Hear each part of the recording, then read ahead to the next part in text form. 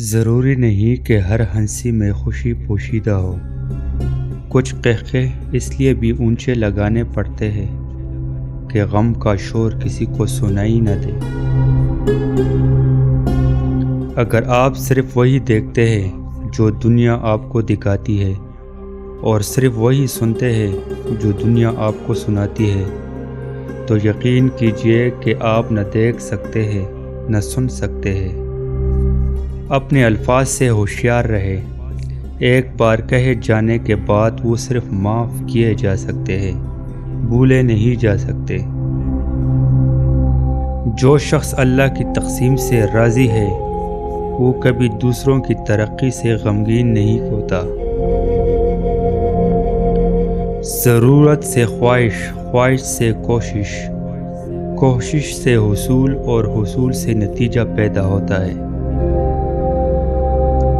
عزت صرف وہ خدا دیتا ہے، کسی کے برا چاہنے سے کوئی فرق نہیں پڑتا۔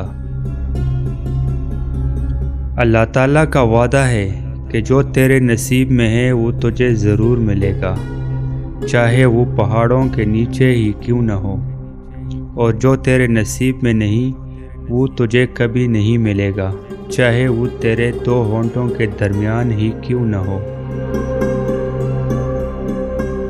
رحمت کیا کرتی ہے؟ نتیجے سے بچاتی ہے، ورنہ غلطی کا نتیجہ آ جائے تو کوئی بندہ بچ نہیں سکتا، سلامت نہیں رہ سکتا۔ پریشانی دو چیزوں سے بھی آتی ہے۔